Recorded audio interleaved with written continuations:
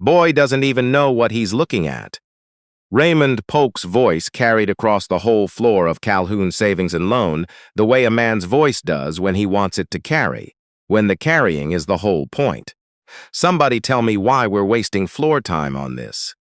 Devereux Okafor did not look up from the folder in his hands. He had learned that trick early, the same way you learn not to flinch when a dog barks on a chain. You keep your eyes on the thing in front of you, and you let the noise be noise. He was 22 that spring, broad in the shoulders from 4 years of hauling freight at his uncle's warehouse in East Meridian, with hands that looked wrong behind a desk and a mind that everyone who had sat across from it came away underestimating. He had a degree from Alcott State that had cost him 6 years instead of 4 because he had worked 30 hours a week to pay for it, and he had walked into Calhoun Savings and Loan that morning with a business plan that he had rewritten 11 times and a loan application that was cleaner than anything Raymond Polk had seen from a borrower half his age. None of that was what Raymond Polk saw.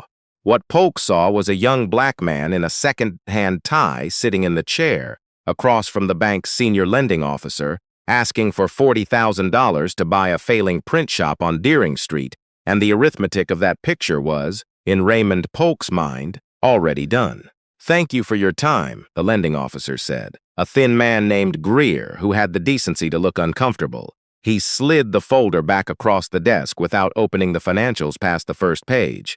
"We'll be in touch." Devereux took the folder. He did not slam it. He did not raise his voice. He thanked Greer the way his grandmother had taught him to thank people who didn't deserve it, because your dignity belongs to you and nobody else gets to spend it.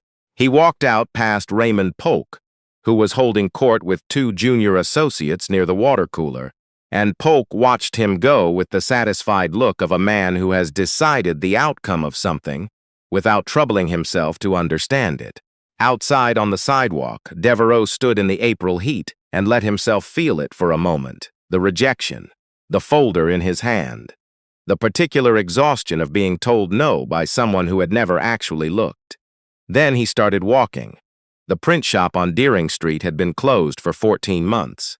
Before that, it had belonged to a man named Edmund Frazier, who had run it for 31 years until his hands gave out, and his son moved to Atlanta, and nobody was left to want it. The windows were papered over from the inside, and somebody had painted the word "closed" in red letters across the door, big enough that you could read it from the far side of the street, though by now the weather had faded it to something closer to the color of old rust. Devereux had found it 8 months ago. He had been walking this block on his lunch break from the warehouse, the way he walked a different block every day, not for exercise, but because his uncle had told him once that a man who doesn't know his city doesn't know his market, and Devereux had taken that seriously in the way he took most things. He had seen the dark windows and the rust-red letters, and something in him had gone very still the way it did sometimes when a thing's lined up with something he hadn't known he was looking for. He pressed his face to the gap between the paper and the window frame. Inside, through the gloom, he could make out the shapes of 2 offset presses, a cutting table, a wall of flat files that reached the ceiling. 31 years of a man's life sitting in the dark. He had written to the estate twice before going to Calhoun. The estate had written back once, a form letter, and then nothing. So he had gone to the bank, and the bank had given him Raymond Polk at the water cooler. He stood in front of the papered windows now and looked at the rust-red letters and thought about his options. He had $4,200 in savings. It had taken him 3 years to accumulate it while paying rent and his remaining student loan installments and sending $100 a month to his grandmother in Gulfport, because she would never ask, and so he always sent it without being asked. $4,200 was not $40,000, but it was something, and something was what you worked with when the bank decided you were nothing. He pulled out his phone and called the number from the estate's form letter. A woman answered on the 4th ring. Her name was Loretta Frazier Baines, Edmund's daughter, and she was not in Atlanta. She was in Meridian, had been for 3 months, and she was, she said, trying to settle an estate that had gotten complicated in ways she had not anticipated. Devereux said he was interested in the print shop on Deering Street. There was a pause. "The equipment alone," she said, "is worth more than I could realistically ask for the whole property." "I know," Devereux said. "Tell me what complicated means," she told him. What complicated meant was that the building Edmund Frazier had operated in for 31 years was not owned by Edmund Frazier. It was leased, and the lease had lapsed when Edmund stopped paying it 18 months before he died. And the building belonged to a man named Roland Crute, who owned 11 commercial properties in Meridian's east side and had a reputation for sitting on vacant buildings, long enough to sell them at his own pace and his own price to the buyers he chose, which were never the ones who needed the space most. Crute had already made one offer to the estate for the equipment. It was an insulting offer, the kind that assumed the other party was desperate enough to take it.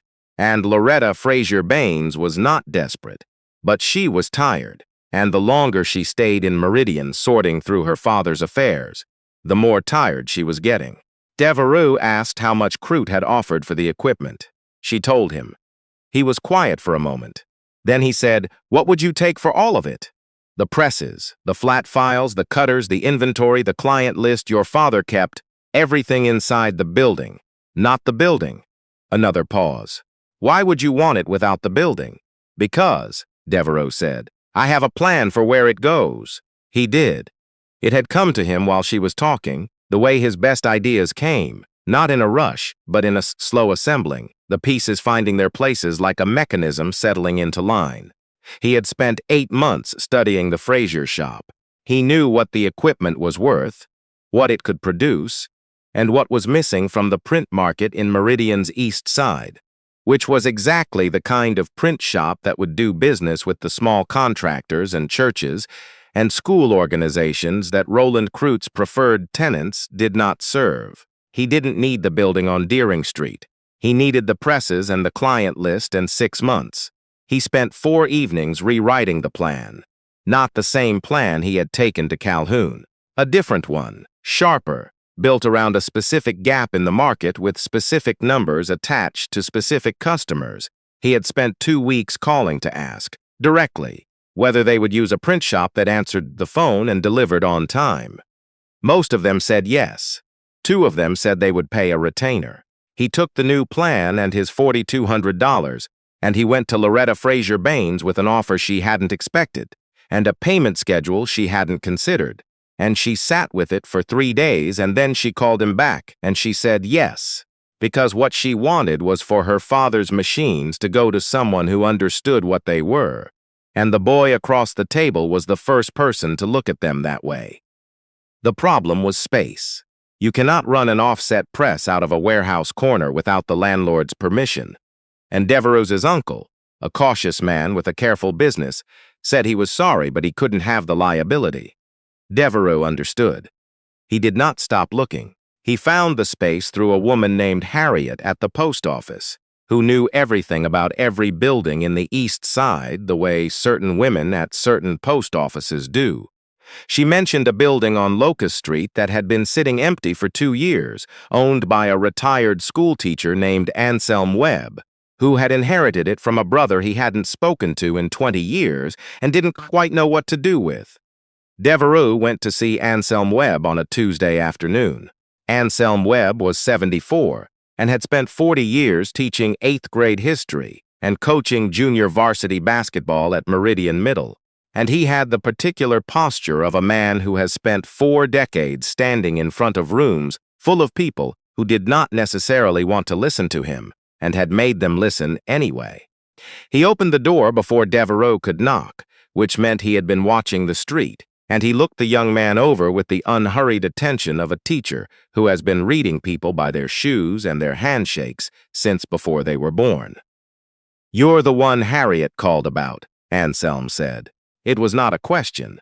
"Yes, sir." "Come in, then." The building on Locust Street was smaller than the Deering space by half, which was fine because Devereux had revised his equipment list down to what he could actually move and run alone, at least at first. The floor was sound. The electric was adequate. There was a loading bay in the back that would take the press delivery, if he could arrange it right. He walked the space with Anselm Webb and said very little, because Webb did not seem like a man who needed to be sold to so much, as a man who was deciding something on his own terms, and would arrive at his decision when he arrived at it. At the end of the walkthrough, they sat at a folding table. Anselm had set up in what used to be the front office, and Anselm said, "My brother bought this building to resell it and never got around to it. I don't have any use for real estate. What I have use for is a tenant who won't make me regret saying yes." "I won't," Devereux said. "That's what everybody says." Anselm looked at him. "Tell me why you want a print shop." Nobody had asked him that. Greer at Calhoun hadn't asked. Loretta Fraser Baines had asked what he was going to do with the equipment, which was not the same question. Devereux found himself pausing the way you pause when a question actually reaches you. "My grandmother sent me a birthday card every year from the time I was 5 until I left for college," he said. "She didn't email. She found a card, she wrote in it, she put a stamp on it. Most of my family thought that was old-fashioned. I thought it was the only thing she gave me I could hold." He stopped. "I want to make things people can hold." Anselm Webb looked at him for a long moment. Then he said, "First and last, and you're responsible for your own heat." Devereux said that was fine. He moved the equipment over a weekend, with 3 men from the warehouse who owed him favors and a rented truck that broke down once and was persuaded back into operation. He set the offset press against the north wall because the north wall had the strongest floor. He ran the electrical himself, with help from a diagram and a YouTube channel, and the fact that his uncle had made him wire the warehouse storage room at 19 as a condition of employment. He built the cutting table from dimensional lumber because the one he'd bought from the estate had a cracked rail that would not survive the move, and he built it square and level, because a cutting table that isn't square and level is a cutting table that costs you every job you run. He opened on a Monday in June with no sign over the door because he couldn't afford a sign yet, with 2 retainer clients, a second-hand computer, and a phone number he had printed on cards he'd run off the press himself in the one color he could get set up in time, which was black. The first week was quiet. The second week, one of the retainer clients sent him a rush job, 400 programs for a funeral that had to be done by Thursday morning, and he ran them through the night and delivered them warm at 7 a.m. And the woman who received them at the church door looked at the quality and then looked at him and said she would try calling again. She did call again. She told other people. The east side of Meridian had a specific kind of word of mouth, the kind that runs through churches and barber shops, and the women who organized the summer reading programs at the library branch on Clement Street. And Devereux had understood this before he opened, because he had listened to Harriet at the post office, and because he had grown up in a place like this and knew how its communications moved. By October, he had enough steady work to stop taking shifts at the warehouse. By December, he needed a second person and hired a young woman named Priya, who had dropped out of the graphic design program at Alcott State for financial reasons, and knew every piece of software he needed better than he did.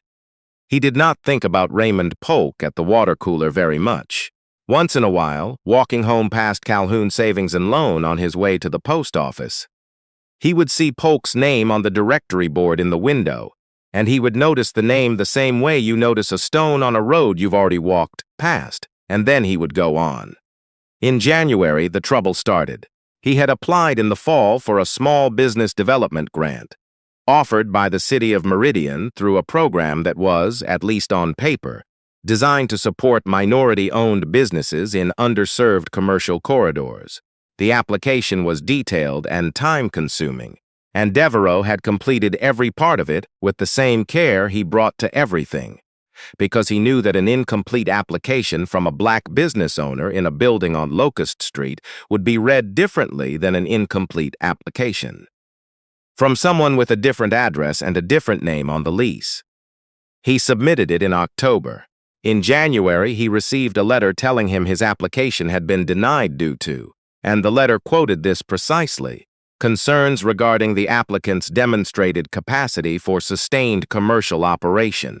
He read the letter twice, Then he called the grants office and asked to speak to the administrator of the program, a man named Stafford Hale, who had, according to the city's website, overseen the Development Corridor Grant Program for 9 years.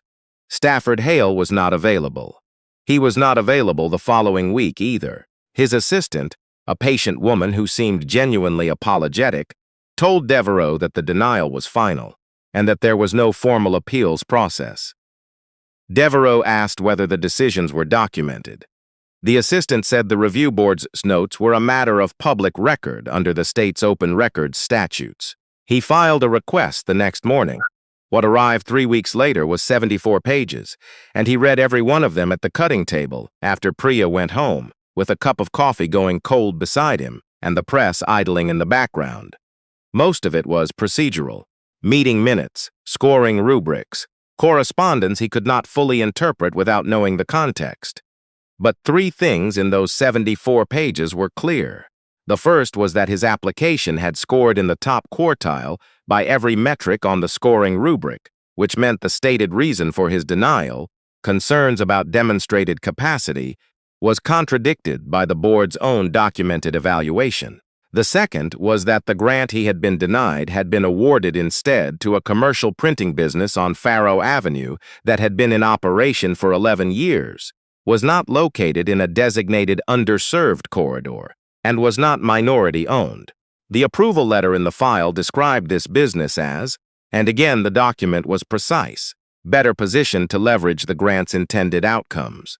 The third was a name. It appeared in the margin of a handwritten note attached to his application file, the kind of note that gets made in a meeting and clipped to a folder without anyone thinking too hard about whether it ought to be there. The note said, in handwriting that was not Stafford Hale's but belonged to someone whose initials appeared at the bottom: Polk reviewed. Recommend no. Raymond Polk was on the city's Development Corridor Grant Review Board. Devereux sat with that for a long time. He thought about what he had and what it added up to. He had a scoring sheet that said his application was strong. He had an award letter for a business that should not have qualified. He had a note with a name in it. He had no lawyer. What he had instead of a lawyer was a woman named Carla Tompkins, who had been his academic advisor at Alcott State, and who was now, as she had been for 15 years, also a member of the Meridian chapter of a civil rights legal organization, whose number she had given him when he graduated because, she said, you never know, and he had kept it in his phone the way you keep certain things you hope you won't need. He called Carla at 8 o'clock in the evening, and she answered on the second ring, because Carla Tompkins had always answered her phone, as though she had been waiting for it to ring. He explained what he had found. She was quiet while he talked, and when he was done, she was quiet a moment longer, and then she said, "Scan me everything tonight." He scanned everything that night. Carla called back the following morning and said she had passed the documents to an attorney at the organization named Delaney Marsh, who specialized in exactly this kind of case, and that Delaney wanted to meet with him the next day. Delaney Marsh was 41 years old and had the manner of someone who had heard a great many things and been surprised by very few of them. She sat across from Devereux at a table in the organization's office on the 3rd floor of a building on Green Street, and she read through his copies of the documents while he waited, which took longer than he expected because she read carefully, and when she was done, she set them flat on the table and looked at him. "This note," she said, tapping it with one finger, "do you know how it got into the file?" "No. Do you know who the initials belong to? I have a guess." She looked at him. "Tell me." He told her about Calhoun Savings and Loan, about the folder that went back across the desk unopened, about the voice that carried across the floor because the carrying was the whole point. Delaney Marsh did not look surprised. She looked like a woman who had been handed the last piece of something she had been assembling for a while. "Raymond Polk," she said, and it was not quite a question. "The initials match," Devereux said. She was quiet again. Then she said, "I'm going to need 2 weeks." He gave her 2 weeks. He ran jobs. He answered the phone. He trained Priya on the second press he had been able to acquire in December, a smaller machine that extended their capacity without extending their floor space, and he thought about Raymond Polk at the water cooler and the note in the margin and the $40 zero that had gone to a business on Faro Avenue that had not needed it. And he kept it all inside the press and the ink and the jobs in the queue, and he let the work be the answer to the part of him that wanted to be loud about it. The 2 weeks became 6. Delaney Marsh called him every Friday with updates that were detailed and specific, and that he appreciated even when the detail was that nothing had moved yet, because he had learned that the truth of a situation, told plainly, was worth more than comfort. What she found in those 6 weeks was not only what was in the documents. Raymond Polk had been on the Development Corridor Grant Review Board for 7 years. In those 7 years, the grant had been awarded 46 times. Of those 46 awards, 38 had gone to businesses whose owners were white. Of the 8 remaining awards, 6 had gone to businesses that were located in corridors that were not on the city's designated underserved list. 2 awards in 7 years had gone to the businesses the grant was designed to serve. Delaney Marsh had also found 2 other applicants from the last 3 years whose files contained notes with Polk's initials. Both applications had been denied. Both applicants were black. She presented this to Devereux on a Thursday evening in the 3rd week of February, in the same office on Green Street, with the documents laid out in a row on the table between them. She told him what she thought it demonstrated and what could be done with it, and she told him what the risks were, and she told him it was his decision. He asked her, "If I proceed, what does it cost the people who need the grant to go on not having it?" She looked at him for a moment. "Every year you don't, it's another year. Then we proceed," he said. What happened next did not happen fast, and it did not happen clean. And there were weeks when Devereux drove to his shop on Locust Street in the early morning, wondering if the attention was going to cost him customers who didn't want to be associated with a business in a legal dispute. And there were weeks when it did. 2 clients he had counted on went quiet. He made up the difference by working longer, and Priya, who he told the full situation to because she deserved to know, and because she was working beside him every day, said she would take a reduced rate until it resolved, and he told her she would not, and they argued about it until she won, and he paid her the same rate and pretended he had agreed. The Meridian Chronicle ran a piece in March. It was careful and sourced, and it quoted Delaney Marsh and documented the disparity in grant awards. It did not name Raymond Polk by name, but the initials in the margin note were reproduced in the print edition. And Raymond Polk was not a man without enemies who were glad to read them. The city convened a review of the grant program in April. Stafford Hale, who had overseen the program for 9 years, submitted his resignation before the review was complete. The review board's composition was suspended pending investigation, and Raymond Polk, in the 1st week of May, was asked to leave his position at Calhoun Savings and Loan. The bank issued no public statement. The local business journal noted his departure in 3 lines. Devereux did not feel what he expected to feel when Carla Tompkins called to tell him. He had expected something large. What he felt instead was a quiet, the way a room sounds after a noise you've gotten used to stops. He was standing at the cutting table when he took the call, trimming a run of graduation invitations for a church on the other side of Clement Street. And when he hung up, he finished the trim before he did anything else, because the invitations needed to be done, and they were due in the morning, and a man does not let a job go soft because he has just received news. Then he set the trimmer down and stood in the middle of his shop on Locust Street and let himself feel it. It was a Thursday. Priya was at the second press running labels. The front window had a sign now, a proper one, green lettering on cream, Okafor Print and Design. The name chosen because it was his name, and he had been told more than once that it might cost him business, and he had decided it would not cost him anything he wanted to keep. Carla Tompkins called back an hour later. She said the grant program was being restructured, and that the city had contacted Delaney Marsh about a process for reviewing past denials. She said Devereux's application was at the top of that list. He asked whether the 2 other applicants whose files had Polk's initials in them were being contacted. Carla said yes, they were on the list too. Good, Devereux said. He said it once and did not say more.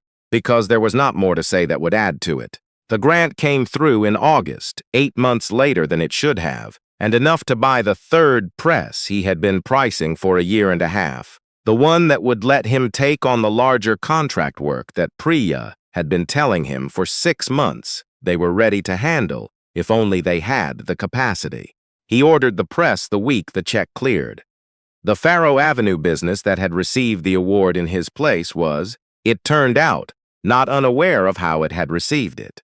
The owner, a man named Carol Simons, who had run a legitimate printing business for 11 years and had not asked Polk to intervene on his behalf, contacted Devereux directly in the fall, through Delaney Marsh's office, to say so. It was an uncomfortable conversation that Devereux appreciated for its honesty. Simons had not known. There were things in a system that people benefit from without knowing they have benefited, and that does not make the person innocent of its effects, but it changes what you do with the fact. Devereux told Simons he understood and meant it, and the two of them eventually ended up with a referral arrangement because Simons did offset lithography, and Devereux did digital, and there was enough business in Meridian for both of them to keep the phones ringing. Raymond Polk left Meridian that winter. Devereux heard about it secondhand, the way you hear about the departures of people who once occupied a larger space in your life than they deserved. He did not go to see him leave. He was in the shop, where he most mornings was, with the presses running and the phone ringing and Priya arguing with a supplier on the other line. And the smell of ink that he had come to think of the way other people think of the smell of coffee or rain, as the smell of a place that is yours.